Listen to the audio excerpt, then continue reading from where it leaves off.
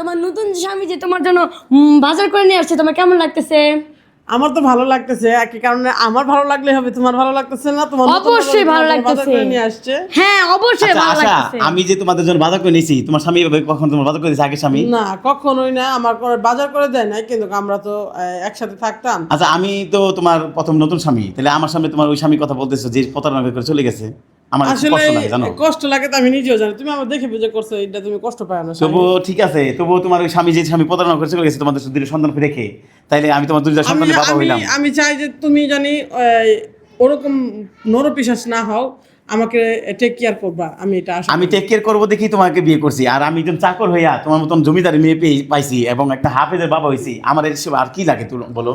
অবশ্যই জানাবেন আপনারা আমাদেরকে কি কারণে আমরা। দেখেন আজকে আমি আমার আজকে উপার্জন দিয়ে আমি আমার বউয়ের জন্য মুরগি কিনে নিয়েছিল, খাইতেছিল।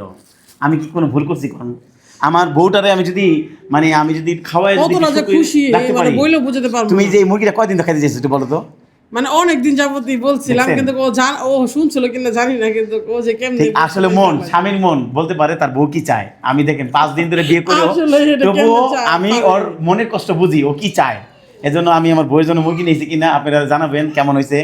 আর আমার বউকে জানি আমি ভালো ভালো খাওয়াইতে পারি, ভালো উপহার দিতে পারি, এটা দোয়া করবেন। আর আমাদের জীবনটা কেমন জানি যায়, আমি আশা আমাদের জীবনযাপন আমরা সামনে কেমন যেতে পারি, তুমি বলতা? এটা তো বলতে পারবো না, কি কারণে সবকিছু জীবনযাপনের হাত হলো মালিকের ইচ্ছাতে, আল্লাহ তাআলা যেভাবে চলাবে এভাবে চলবো, কিন্তু আমরা অবশ্যই চেষ্টা করবো ভালো থাকার জন্য। আচ্ছা আশা, যদি তোমার আগে স্বামী যদি আসে যদি বলে না আমি তো ওকে আমি তো আমার বউ, তুমি ওর কেন বিয়ে করছো, তাহলে তুমি কি বলবা? আর দূর যে বেটায় কোনোদিন খবর লয় না, বেটা খবর নিয়ে লাভ আছে? কারণ ওই স্বামী তো তোমার প্রতারণা বিদেশ চলে গেছে, যদি বউ যদি অনেক টাকা নিয়ে এসে যদি বলে এ তো চাকর, এটা কোনোদিন হবে না শাহিন, এগুলো আশা করো না। আমি আমার নিজে তো ভয় লাগে যদি ওই যদি অনেক আমার টাকা নিয়ে আসে। শোনো, ধোকাবাজের কাছে যদি আবারও যায় পড়ি, তাহলে তো আবার লাথি মারবে। গাইস আপনারা সাক্ষী রইলেন, আমি ওকে আজকে মানে বিয়ে করছি, যদি ওর আগে স্বামী যদি 20 টাকা নিয়ে এসে যদি ওরে নিয়ে যায়, তখন কিন্তু আমি মানতে পারবো না, আমি মরে যাবো, জানো তুমি? তাহলে মাইন তোমার আগের বাবা যদি তোমাদের জন্য অনেক টাকা পয়সা নিয়ে আসে, তোমাদেরকে যদি আবার নিতে চায়, তুমি কি বলো? কোনো দিনও যদি মরেও যায়, ও যদি আমার মায়েরা হলে কবর পুঁতে হলে, তাও আমি যাবো না।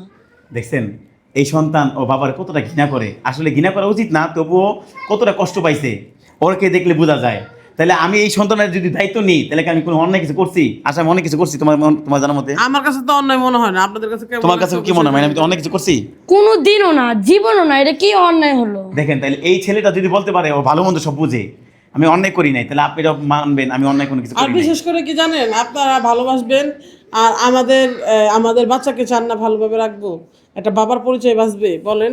আমার বাচ্চাদেরকে আপনারা অবশ্যই এই স্পেসটা দিবেন, আর আমরা খারাপ ভালো আপনাদের মধ্যে শেয়ার করব।